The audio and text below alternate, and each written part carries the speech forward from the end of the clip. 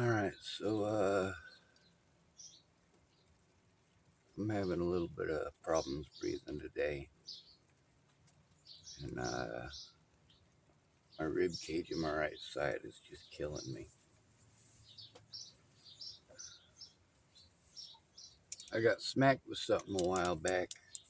I want to say about three or 4 months ago. That's a guess. But it's not hurting in the same place it was before. So I think it's from using the cane. Anyway, let me pause this a second. As many of you may know, I've been going to mandatory reporters about the abuse. This includes police officers and everybody that the police officers send me to. This is pretty much everywhere I go. I get messed with by people over the Natalie Bollinger thing, and they pretend it's a delusion. They also pretend that I'm a druggie and refuse to allow me to take a whiz quiz. If you're going to accuse me of being on drugs, well, let me pee in a cup and I'll show you I'm not. The situation with Natalie, the situation with Jamie, and the situation with Ken and Leah, these were all three very expensive problems. I mean in time, I mean in money, I mean emotionally, I mean physically.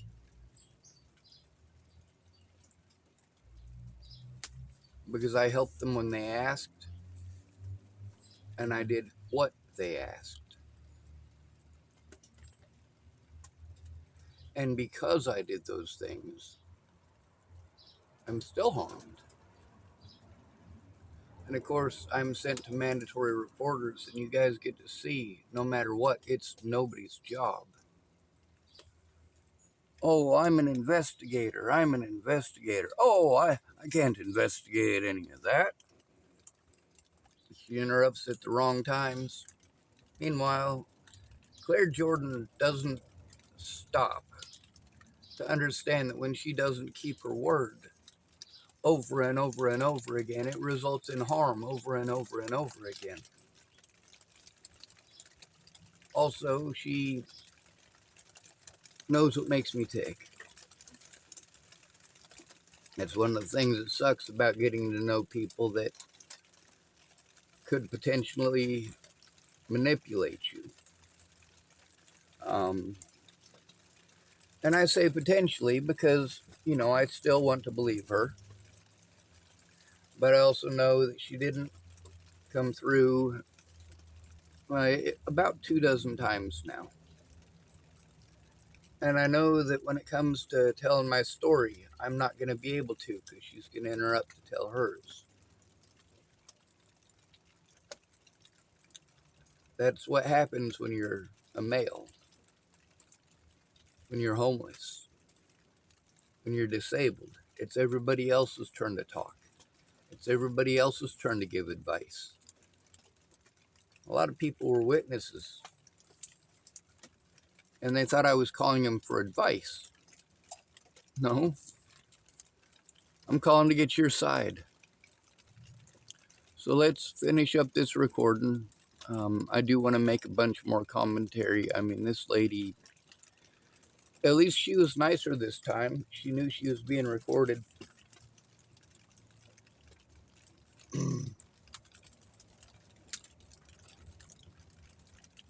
When it comes to my safety, it hasn't been something that anybody has cared about. You don't need to keep me safe from myself. I have the right to live and I have the right to die. Those are both rights that I have. However, these folks that think it's okay to threaten to kill me and my friends and family, actually threatened to kill me and my friends and family and have been doing it for years, and you pretend it's a delusion. You pretend that it's nobody's job to do anything about it. You pretend that you, well, got all these great ideas based on what? Interrupting me? Now, this lady, once I get to some pretty important parts, she repeatedly tries to say things that are, well, she says them nicely, but they're things that are meant to deter what it is that I'm saying and what it is that I'm doing to put her own narrative and to derail the train. Obviously, the paperwork that I needed to go over actually with her, well, we've got it scheduled for next week for me to do that, I hope. Because we need to go over the actual details of the stuff that I was trying to tell her, not repeatedly be interrupted by any excuse that she can manufacture. Let's press play. Oh, come on now. Let me pause this and figure out what's up. All right, I got it playing. We'll back it up just a little bit. Shelly that they didn't. You know, for 3 months she got nothing done, and now that Brandon was supposed to be the one that was working with me, Melissa is telling him he's only allowed to focus about housing, he's only allowed to talk about the housing, we're not allowed to focus on this other stuff. Like, I'm disabled, I can't do these things for myself. Pretending that I can doesn't make it possible. Every moment that I'm alone, I am scared, because when I am alone, that's when people are most likely to victimize me. That's when I'm the easiest to victimize. And also, I miss all of my loved ones that I can't see. I don't get to see my little sister. I don't get to see my niece. I don't get to see my older brother, Eric. I don't get to see any of those people. I do know that there's email addresses on a lot of the TFCC stuff that I have. So, I mean, I can send it to those email addresses and tell them to forward it to you. I mean, that's about the easiest way to do it. It's a lot of work with the USB drives. They cost money to do the USB drives, and I've literally had to spend a lot of money. I've had to buy people computers so that they could help me, and they didn't help me.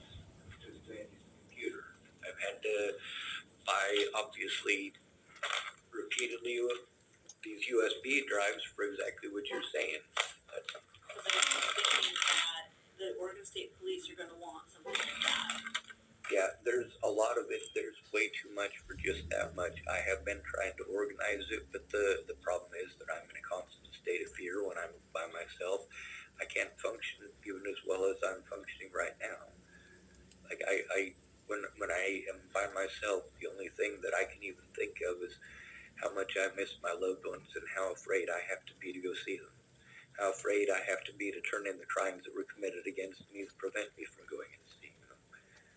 These Natalie Bollinger groups. See them? Would you go?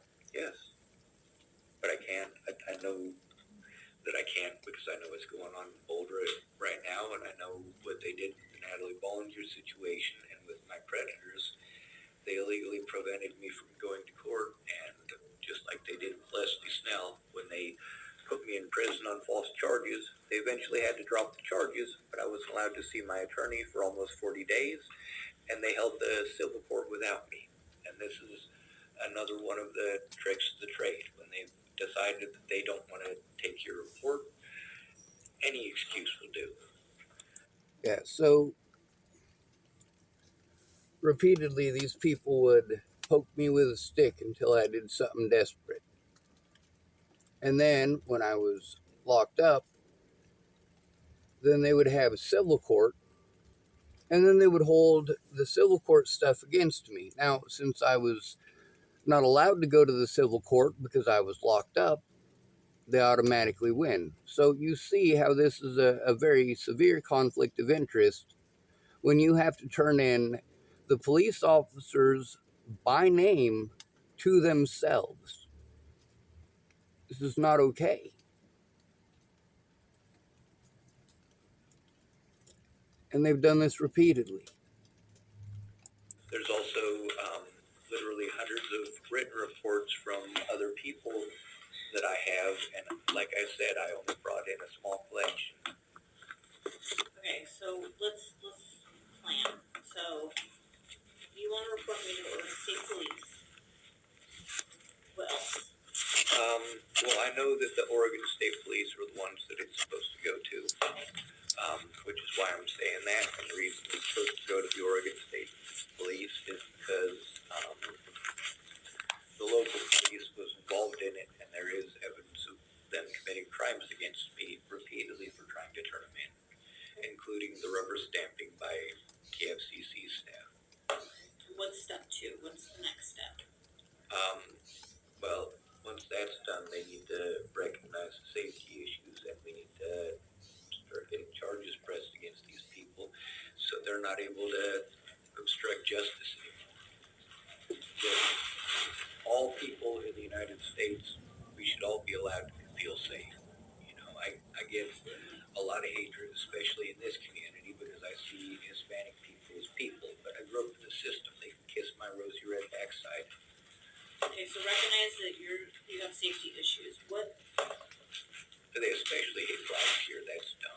The safety issues are with the ongoing assaults, and the having to be afraid that they will pretend that I'm schizophrenic and delusional instead of looking at my evidence. The thing is, the stuff that I've actually shown you today is enough to take it seriously and to turn it in correctly instead of saying, oh, well, this guy thinks that it's happening or believes that it's happening, which basically puts it so that it's subject to the realm of fantasy. Whereas the reality is these things are happening, and they need to be stated to these people. They are happening. The threats are happening. They do exist.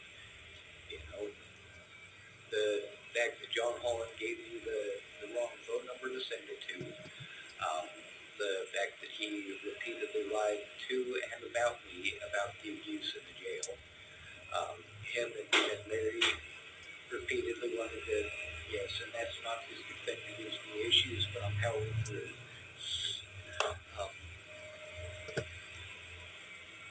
But that's also an issue where I lose track real quick. Ambient noise around me. It needs to be a quiet environment.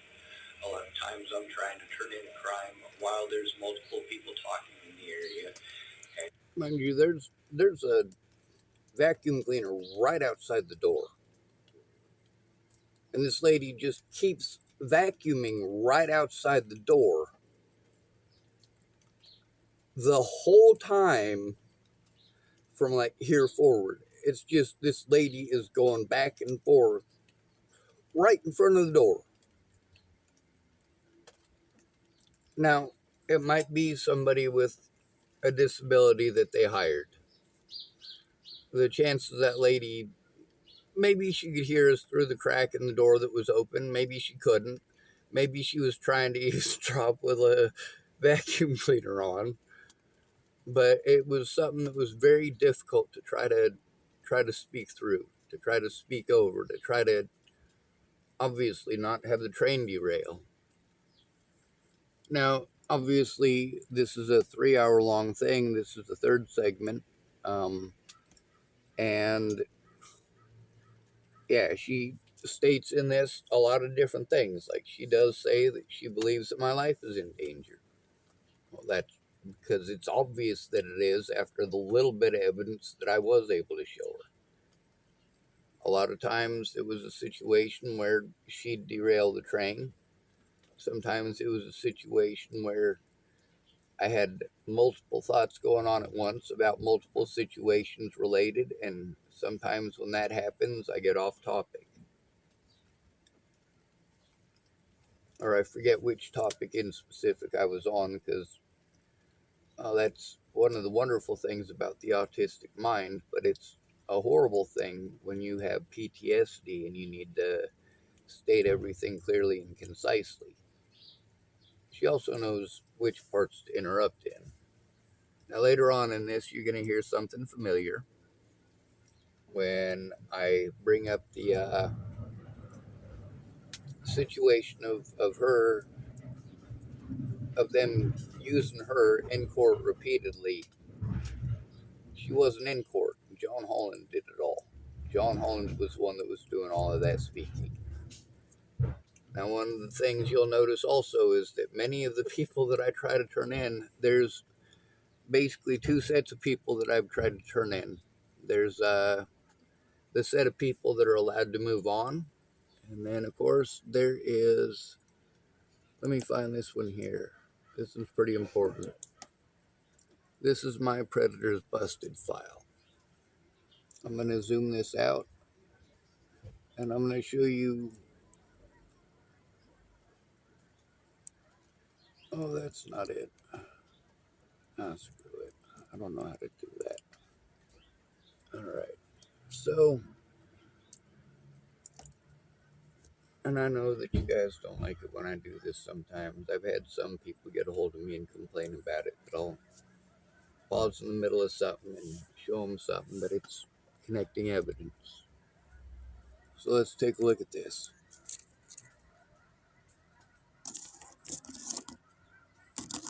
Sorry for backing it up, but we're going to actually take a look at these people.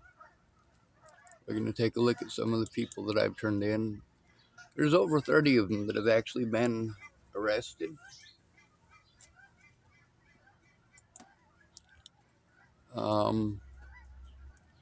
And these actually show stuff from the news, most of them, with the exception of Hanratty over there.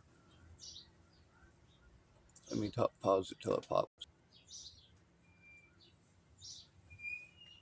All right, so this is a collection of predators that I turned in. Like I said, I was in prison on false charges because I tried to turn in a bad cop and a child molester.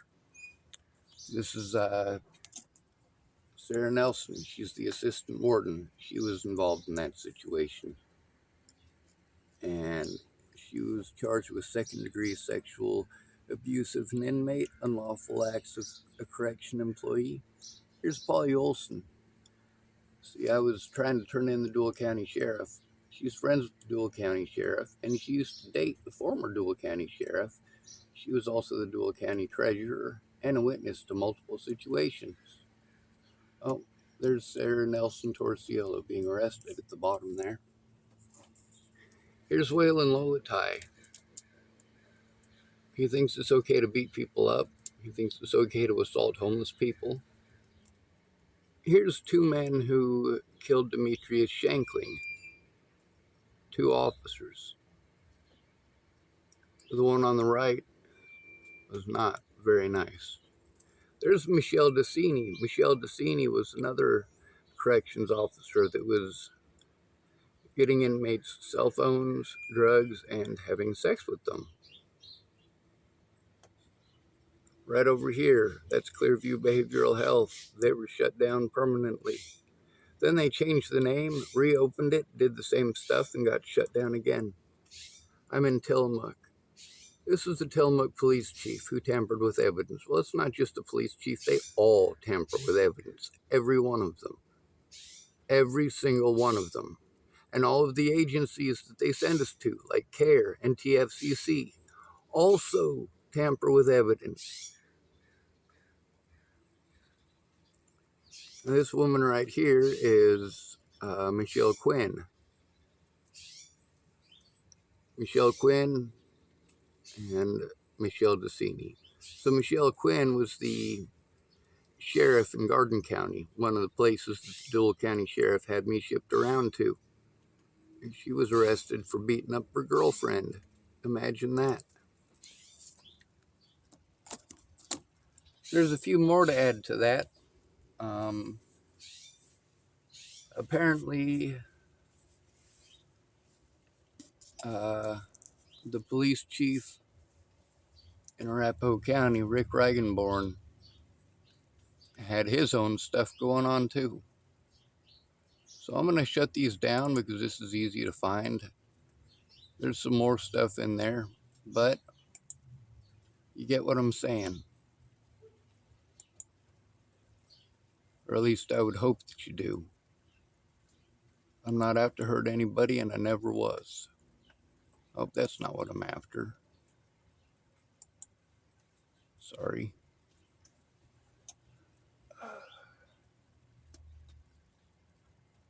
The thing is, people have been hurting me, assaulting me, threatening me and my friends and family, and then playing victim after the fact. poking me with a stick over and over and over again, and when I scream for help, I get treated like I'm a horrible person. They go, see, he's dangerous. And also while there's, um, traffic going by, and then also I have to try to explain to them, I'm not yelling at you to yell at you. I literally can't hear myself talk. Would you be willing to talk to law enforcement here in this space? Absolutely. However, it can't be the police department or the sheriff's Right. department because I have to turn them in, and they've repeatedly abused me for trying to turn them in. That's what I mean. If it was somebody from like the Oregon State Police or a trooper, would you be open to meeting them here? Yes, ma'am. Although you should write down that it can't be Rose or Field. Rose or Field? Yes, ma'am. FEI. And see here, I'm trying to work with her, and she's at least somewhat trying to work with me, I guess. A lot of the things that she says to me are very defeatist. That's not helpful. That's not being realistic. Realistically, we know. We already know. We don't need you to keep on telling us that stuff. But you get to see that I am trying to do the right thing. I am trying to go the right direction. But I also know that the crimes that were committed against me by John Holland, well, she's literally a witness to the situation. We also get to hear her trying to pretend that something that she heard from somebody else is the same as me threatening to kill somebody. See, while she admits that I never threatened to kill her, she wants to pretend that because some anonymous person told her about a video and that she should be afraid for her life. Well, maybe you should watch the video. Maybe you should actually listen to the words. See, I've got all sorts of calm videos like the one I'm making now. There are a whole bunch of these where all I'm doing is power pounding out the evidence, showing what's in here. But you can't expect anybody in this situation not to have a mental breakdown. You can't expect anybody in this situation to just take it. And that's something that the recordings with Marcia Estrada show as well. She's aware of that. They're all aware of that. We're sent to these mental health places that are supposed to help abuse victims, and they don't help abuse victims. They tell us we're supposed to go to the cops. I went to the cops. They talked in circles and changed the rules. Every time I went to them, they'd change the rules again. Like I was saying, when you have to go in and turn in the crimes that are committed against you, they don't want to take pictures. They don't want to do none of that. They give you a broken link that doesn't work, so you can't even send them evidence. They won't show you how to use any of the other stuff they're telling you to use. And they get a real crappy attitude. And then they tell you that they can't do anything about it if it's not recorded. Well, it is recorded, obviously. Well, let's say it wasn't recorded the first time somebody assaults me, because most of the time when somebody assaults me, it's only once. They just do it one time and they never do it again. That's most of the time. And in most of those occasions, I wasn't even thinking to be recording. It was usually something very unexpected. Now, sometimes people come up and they're pushing and shoving, and in that case, if I don't have my phone on and already recording, there's an issue. You also get to see that many times people are aiming at my phone. After they've committed a crime against me and been busted doing it, they always want to swat at my phone. So they're definitely not going to let me pull it out. hey, hold on a second while I pull out my telephone so that I can record you. That's not realistic. But if they've done it once already, then the next time that I see them, I'm definitely going to start recording.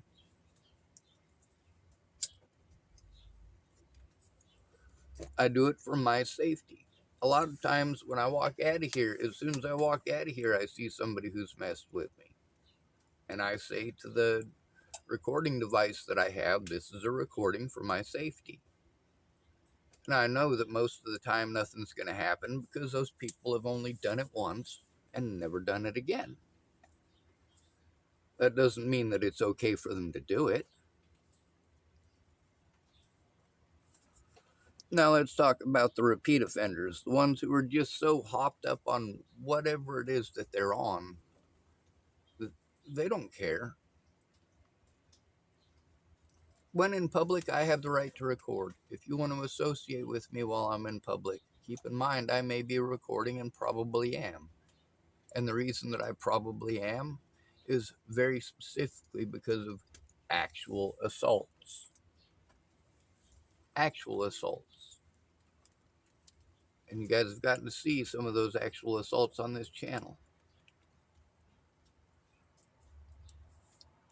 So if you don't record it at the beginning, the cops say, oh, well, I didn't see how it started, so I can't do anything. So then you have to record all the time. But you can't. I try. I was able to record a lot of assaults just because I was basically having to record all the time. But then they tell you that you were only assaulted because you were recording. So no matter what, the police already have a prefabricated excuse. And this lady has a lot of prefabricated excuses too. But when she's wanting to do this part, you get to see I am compliant. I am working on it, and I am trying to make sure it is done safely. But safely also means going in with a friend or family member. I'm sorry I've talked through so much of this, but this is important stuff.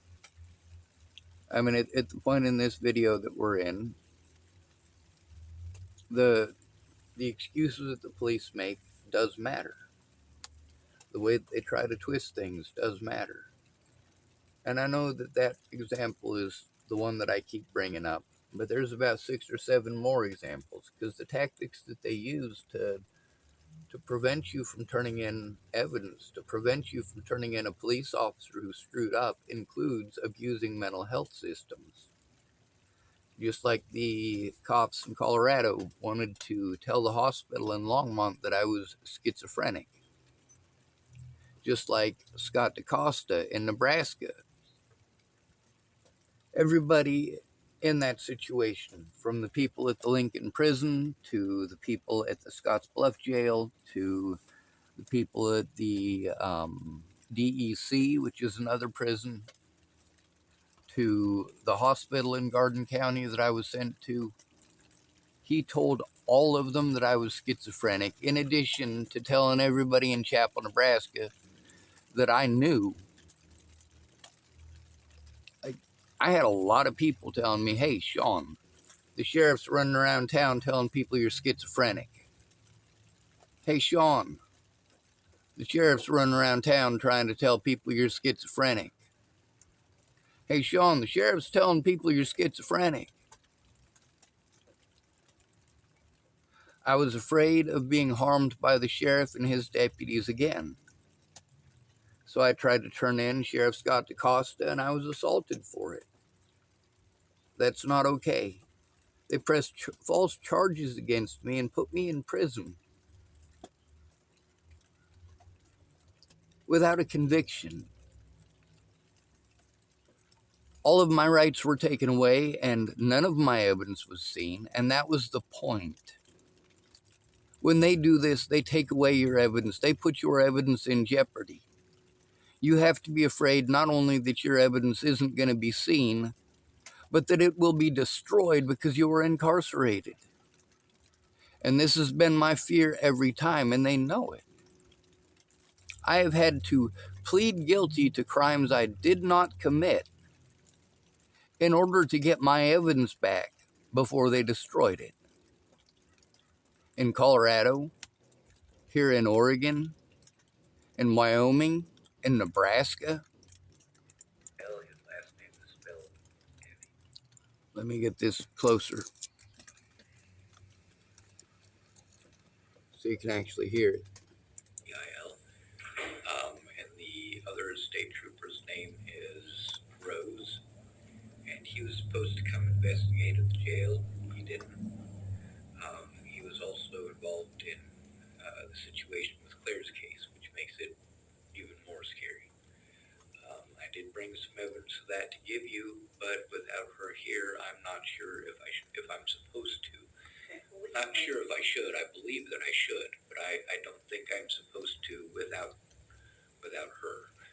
And that's one of the things is the people at TFCC, people at CARE, there's about 7 or 8 different witnesses and victims that I've got recorded that have gone through exactly the same thing. Instead of them helping us how they're supposed to, they want us to fill out the intake forms every time we go in so that they can get what we call billing acceptability. You guys call it getting paid.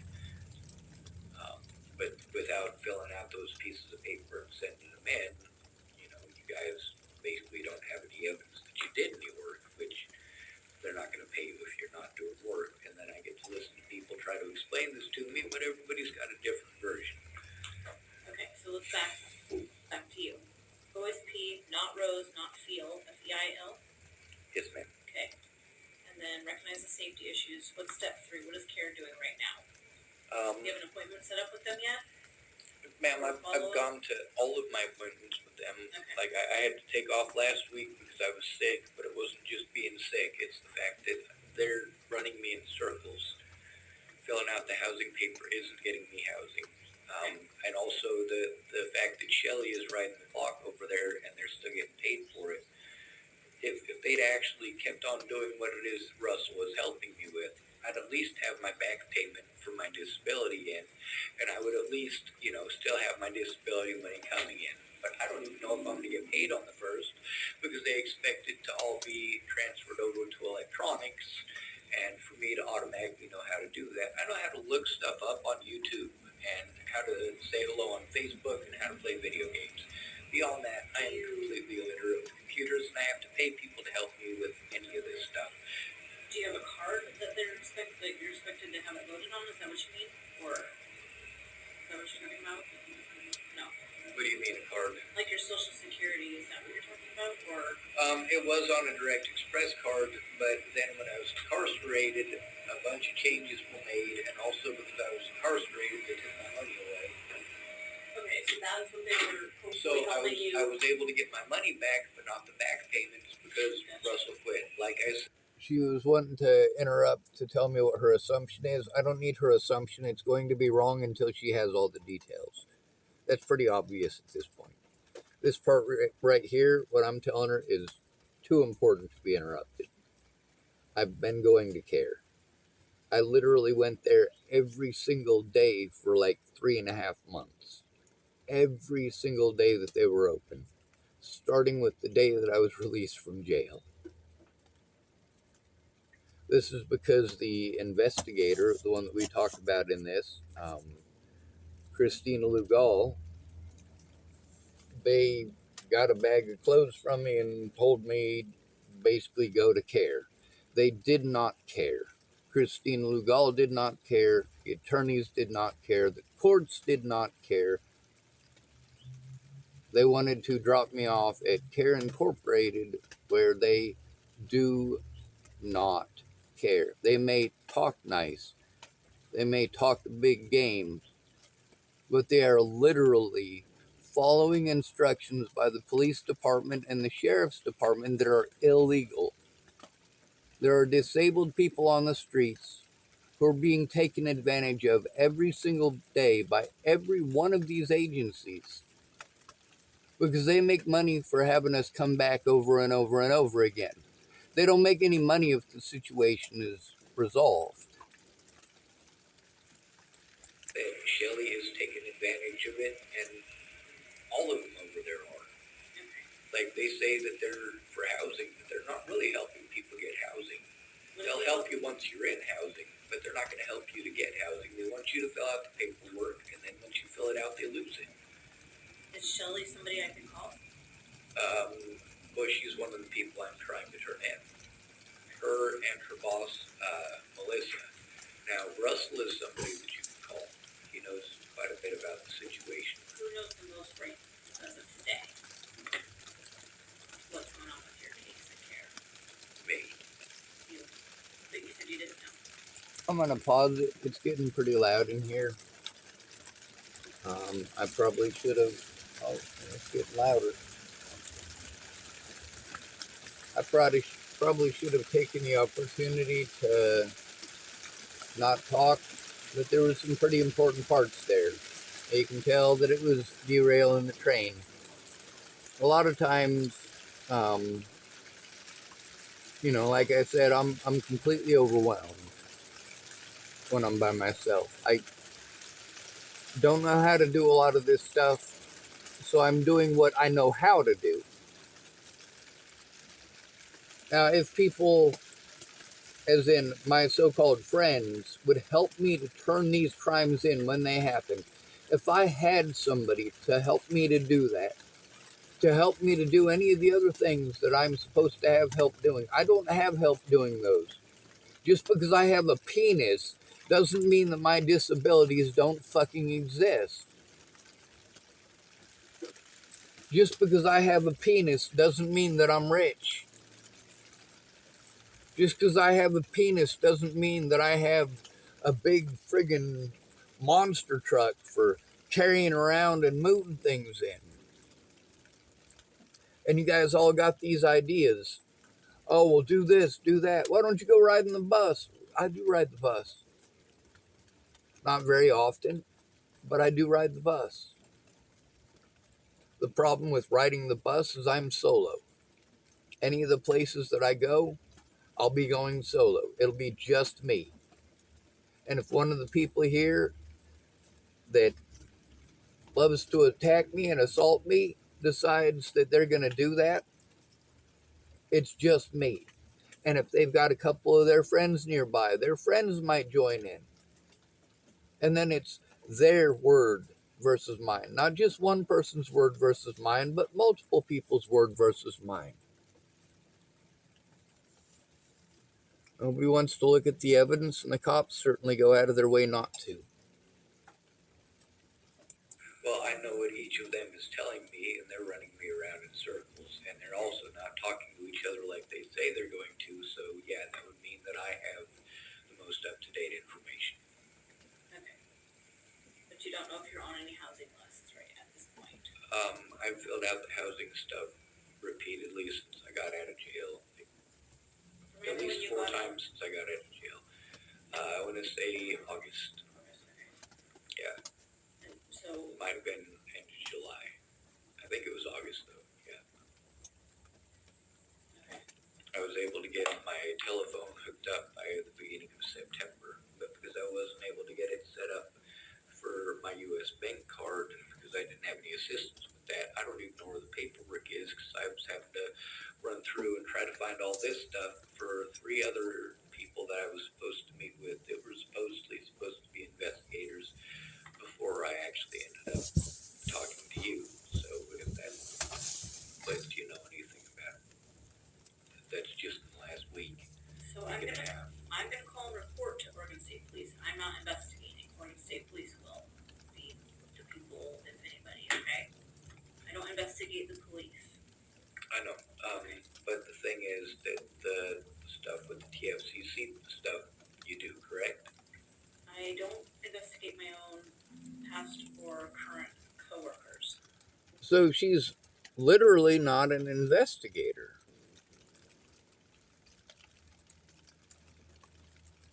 So what are we supposed to do here? She's supposed to be Kylee the investigator, and here she is. She's apparently not an investigator. It is not her job to investigate, apparently. She can't investigate their own people, which I already fucking knew, so what's the point of making a goddamn grievance? Also, she admits to seeing the grievance through these recordings, the very same grievance that she had apparently forgotten about the other grievance that I turned in. Did they forget about that one too? Obviously. Like I said, they're not taking it seriously. And instead of getting back to me, they literally go out of their way to ignore me for months, to pretend that I don't exist, that I didn't make the grievance, that I didn't fill out the paperwork, that I didn't try to turn it in.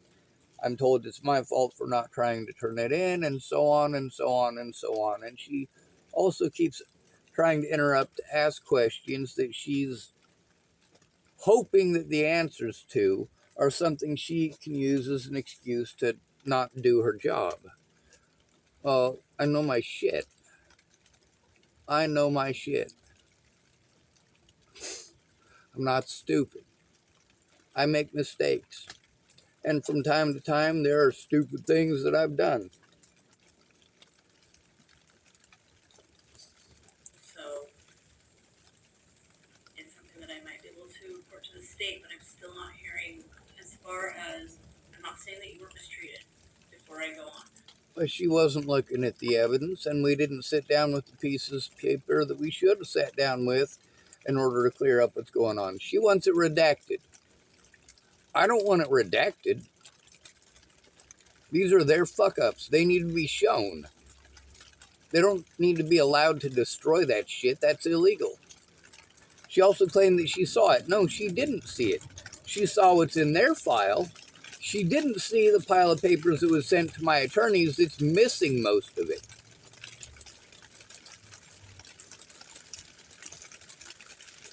Seems to me she was not prepared for this. She was prepared with excuses, which I already expected.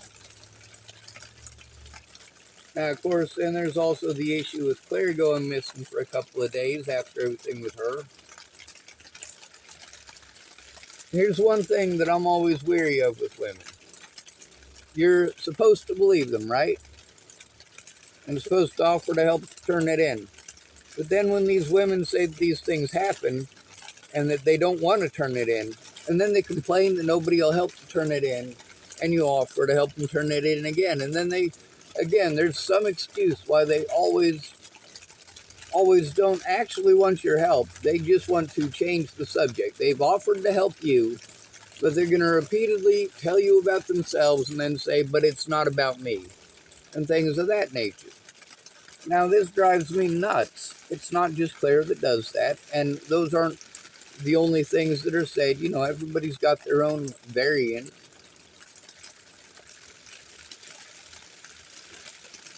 But I mean, it's wordplay is what it is. Wordplay.